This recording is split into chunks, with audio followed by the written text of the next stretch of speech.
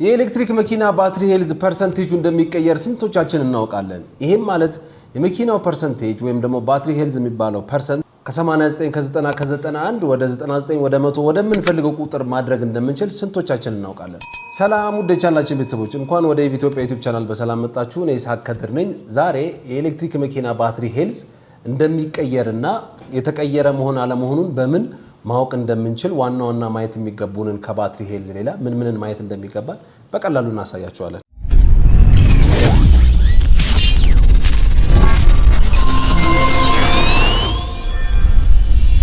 እዚህ ጋር የምትመለከቷቸው የተለያዩ አይነት ዲያግኖስ ማድረጊያ ማሽኖች ናቸው። እዚህ ጋር ኦቴል አለ፣ እዚህ ጋር ላውንች አለ፣ እዚህ ጋር ደግሞ ኦዲስ የሚባል ታይፕ ያለው ሶፍትዌር አለ።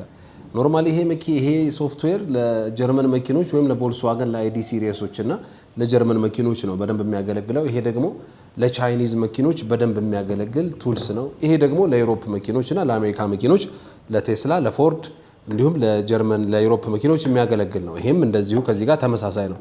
ምንድነው የባትሪ ሄልዝ ቁጥር ይቀየራል። ኖርማሊ አንድ መኪና ባትሪ ሄልዙ 89 90 91 92 የሆነውን ወደ 100 ወደ 99 ማስጠጋት ይቻላል። ስለዚህ እሱን ሲቀየር እሱን ብቻ ቁጥር አይተን መኪናው ባትሪ ሄልዙ 100 ነው 99 ነው ማለት የለብንም። ሌላ ተጨማሪ ማየት የሚገቡ ነገሮች አሉ።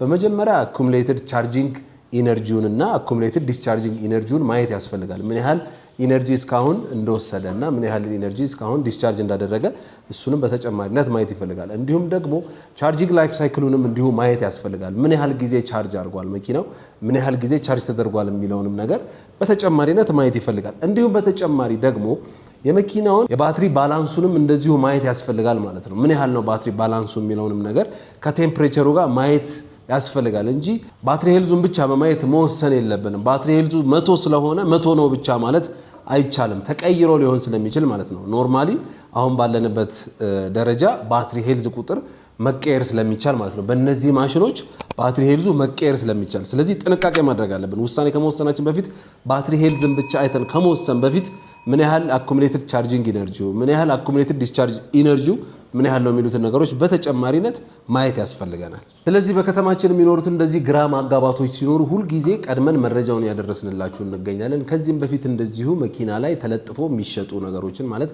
2024 የሆነን መኪና 2025 ነው ተብሎ ሲሸጥ መኪናውን ፍተሻ ላይ አግኝተ ነው ለማህበረሰባችን መረጃውን ያደረስንላችሁ መሆኑ አይዘነጋም። ተጠንቀቁ።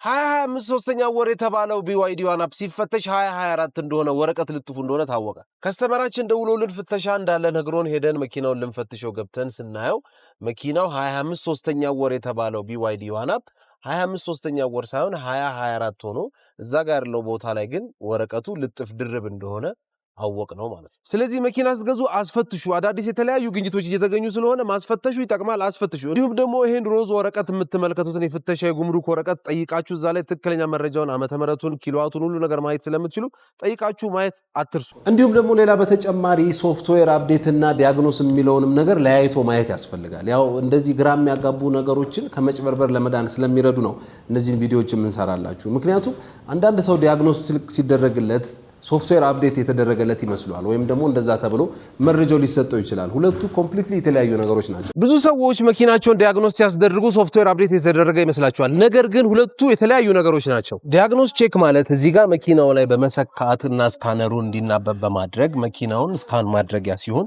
ይህም ሲስተም ላይ ምን ችግር እንዳለ ፕሮብሌሙን አይደንቲፋይ ካደረገ በኋላ ሲስተሙ ላይ ያሉትን ችግሮች በማሽን በስካነር ቼክ አድርጎ ኢሬዝ አድርጎ ማስተካከያ እንዲሁም ደግሞ ችግሮቹን ሙሉን አይደንቲፋይ የምናደርግበት ሲስተም ነው ዲያግኖስ ቼክ ማለት። ሶፍትዌር አፕዴት ደግሞ ማለት መኪናው ላይ አዳዲስ ፊቸሮችን ለመጨመር ፐርፎርማንስ ለመጨመር ከነበረበት ቨርዥን ወደ ተሻለ ቨርዥን ለማድረግ ሶፍትዌሩን ካምፓኒዎች ወይም ደግሞ አምራቾች ሲለቁ እንደየመኪናው የተለያዩ አይነት ፊቸሮች ጨምረው ይለቁታል።